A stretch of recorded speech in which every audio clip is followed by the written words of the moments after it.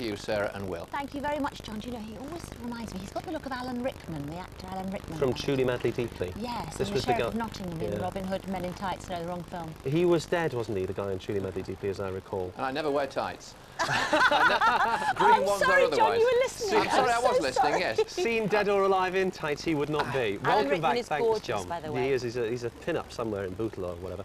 Still to come on Good Morning Summer, we chat to the lovely Jenny Agutter about her new comedy series. And we transplant gardener Stefan Bachatsky to Ireland for a restful fishing break. And we enjoy a powerful new number from our guest today, soulful singer Judy Cheeks. Jenny, however, is still with us. It's 25 years since she wowed a cinema audience. Wooed and wowed them. As that most capable of railway children, her highly acclaimed role in the BBC Buccaneers saga is now out on video, which I naturally will be buying. But in fact, our Jenny is checking out her smocks and corsets, I'll be there to watch, and going for something a bit more offbeat in her new comedy series with the irrepressible Mr. Alexei Sayle. I thought you did that well. I thought. They seem to have landed in Russia just before the revolution, possibly just before Rasputin's enemies tried to poison him. Oh, my God. You mean? Exactly. What? Oh, Jenny, what joy to see you doing comedy. Very silly. It's very silly. It's wonderful to play with someone like Alexei Sayle, but it basically wants a straight man, woman. But you're not going to be any more, I feel, after this. After this programme? After this. After working with We'll never work again after this programme. Yes. Oh, Jenny, is it nice to sit here and have a chance to say something It's now? lovely to relax. I've forgotten completely what we were going to talk about. I mean, it's gone. Oh, no. Had you planned something? I'm just so... Yes. How'd I know? I'm not sure I ever knew, actually. But anyway, was that your first foray into comedy, that one? Pretty well? Outside of theatre. Actually, funnily enough, I've done more comedy in theatre than in film and things. But it's lovely to do something completely different and off the wall and what isn't expected. Going back now, when you were Roberta and we all wanted to be you in the Railway Children, I did anyway, I was desperate to be you in the Railway Children. Had you got any feeling at the time that what a classic film that was going to turn out to be? Was there a feeling there amongst it? It was such a beautiful movie. No, and well, before starting the film, I had actually done it on television, played the role and thought, I was really in two minds as to whether I wanted to play the role again. I was actually 17 when I did it, and it was after I made Walkabout. And I thought, you know, do I want to do it? And Lionel Jeffries was very clear about wanting me to be in it. And I'm so glad that I did. I think he made an extraordinary film. I got a lot of attention out of it, but in fact, Bernard Cribbins was extraordinary and funny, and Dana Sheridan was so charming, and Sally Thompson and Gary Warren, and it's beautifully shot, and it just captures, people's imaginations, and it's about innocence, and I think that's why everybody just kind of loves it. I think when we were filming it, there was such good feeling that one hoped it would be, but you never know what's going to happen with a film.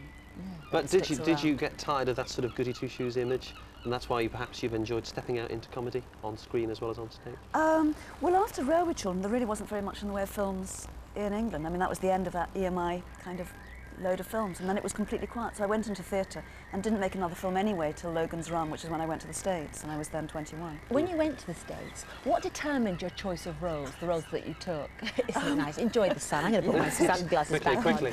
Yes. Well, how did you go about choosing the roles? Because it seemed a conscious, looking at Logan's Run, American Werewolf in London, a conscious decision to go very much against that image that had been built up around no, you. it really is what came up. What was the opportunity? I mean, Logan's Run came, and I remember thinking that perhaps, the sci-fi film it didn't actually have a great role in it, but it was a big commercial film, and I was advised very much that it was an extremely good thing that I was lucky enough to get in it to do, and that was fun.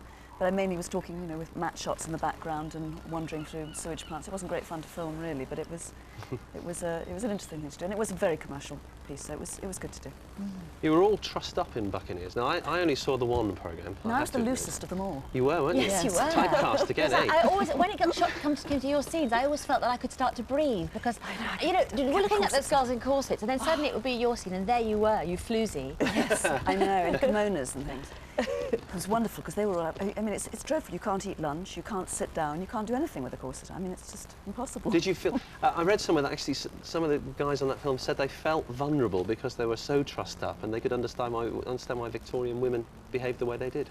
They felt vulnerable because the women were they're on so- high heels and they sort of didn't know They're where they were going tottering to. They're around. tottering around. Yes. And that's where it all began, really, this vulnerability for women. I can't believe that for a second. Did you feel vulnerable in your next to nothing? As I say, no, because of the kimono, I felt just a little bit easier about What you're things. talking about. I'll tell you later. I'll tell you The fellas that later. were trussed up, so no. Yes, the boys were walking And the around high with their trousers on. It did have that look about it. No, I'm sorry, but what a breath of fresh air after all that Alexei must have been. Yes, yes. Nice and simple. Nice and simple. No, he's actually he's very quiet, and I didn't play any of those scenes with him. He was all in shots afterwards, but he was around and lovely We were character. looking at some of your pictures I'm earlier. a big fan of his. I think it's Do very you- funny. Do you ever use your family as subjects for your photographs? Or Well- again, do you leave pictures and cameras and things behind when you're relaxing with them? No, I love taking snaps. I love taking pictures, and my son is 4 Let's have a now. look. We've got a and, picture, I think. There he is. Have you? Oh, Oh yes, look. but Gorgeous. because we were talking about snaps earlier, I actually took that as one of a series of photographs, because to capture a moment, I think often you want to see a child in action, not just a still moment, and therefore I took 3 photographs like that, where he's climbing into boats and things. There's a little while back. Actually, in this sun, it's just guesswork what it was like anyway, but I can see, but I'm not proud. I don't mind peering and gazing. But they're wonderful subject matter children, as long as they don't know you're taking a picture, because then it's impossible. yeah, they get all sort of self-confident then, and also sort of insecure about what you're doing then, don't they? They're not quite as natural. Yes. Would you join us and take some phone calls with us, Jenny? I think we've got a phone call coming. We were talking earlier on about what Have you you call screened them your first? partner.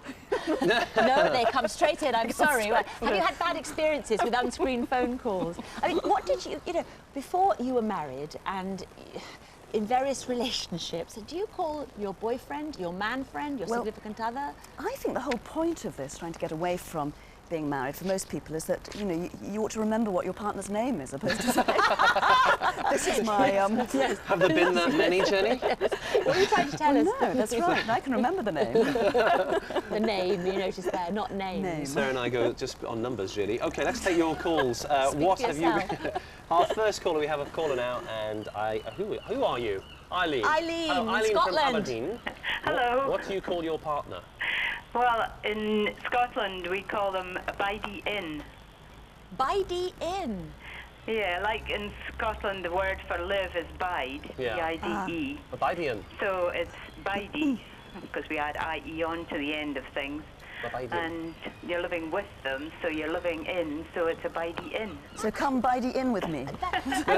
Come My Aberdeen, bidey come in. Aberdeen. Meet my bidey in. My Yeah. bidey. So I think you it works with a bidey. Scottish accent, though, doesn't it? Do you think my buddy came from that? buddy. Maybe it Could be, did. my Maybe it was buddy, a yeah. derivation. I wonder about that, Eileen, if the word buddy came from bidey in. Buddy. Oh, it might have. Who knows? Yeah. But at least that's got some romance attached to it. Yes. All this Yes, I think significant it's a other and, lovely and word. I charter think- partner, which we had earlier, which is okay, but it does sound a little bit like someone you sit next to on an unscheduled flight, doesn't it? But bidey in, I like. Yeah, Okay, it's nice well, and cosy. Thank you for that. Yes. Thank you for that. And let's go to Clacton on Sea in Essex. Hi, Ray. Hello. Hi. What would you call your partner then? Well, I call my partner Playmate. The reason being is because there's No chil- Essex girl gags at this stage, okay? Let's leave that. Go on. Why do you call her that then, Playmate? Well, as children, you grow up playing together, and then through life, you carry on doing things together, whether it be in bed or out of bed or Oh. whatever. That's lovely, isn't it? Playmate. So Playmate would Bit cover a Arthur lot. Asky-ish, isn't it? Pardon? Hello, playmates. Hello, No, you wouldn't playmates. remember, I don't suppose. This is my but that's playmate. what Yes. Arthur suppose Asky used to say. Playmate. Do you like Do you like that? playmates?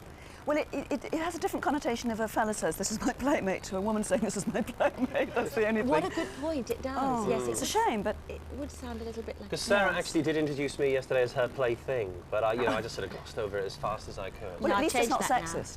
It isn't sexist. Would It's- slave be it's- sexist, it's- Jenny? It's Well- pity, I think. No, I suppose not really. You know, it Okay. depends on the slave, really. The context as well. What's our next caller? Hello. We have another caller with another idea of what to call our partners. Helen, hi. Hello. Hi, Helen. Where are you calling from? I'm calling from Basingstoke. What do you call your partner then? Oh, well, mine's my husband, but I think a nice romantic name for it would be the consort, because if you look it up in the dictionary, it says a ship sailing with another, and you can't get more romantic than two ships sailing along in the distance. Oh, Consort, yes. my consort. And it Yes. does have a sort of royal feeling about Yeah, it the as well. prince consort. It's yes. slightly regal. Consort, yes, again, that's a little more romantic. Bideen and consort, I like best. Playmate worries me A little bit. Only because of the modern usage of it. Yes, I'm not sure I'd it's like to quite- be called consort, actually. No, why? Well, I know, it sounds like sort of what you call a toilet paper, isn't it? Was that... No. My consort. Not Was that at all. comfort? Yeah, I think just the name might do it. The name might do it. Okay, Helen, I'm sorry, have I ruined everything for you there? No, that's okay. You call your toilet paper what you want to call it.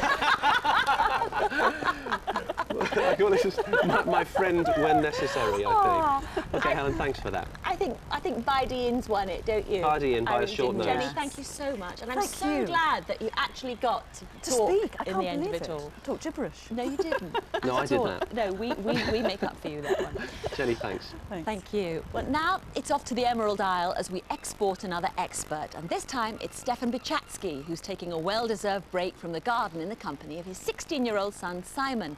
Now, Stefan loves fishing, but doesn't get much chance to indulge his hobby because, well, we like to keep him busy in amongst the shrubs and hardy annuals. But we took pity and sent him and Simon off to County Galway in the west of Ireland.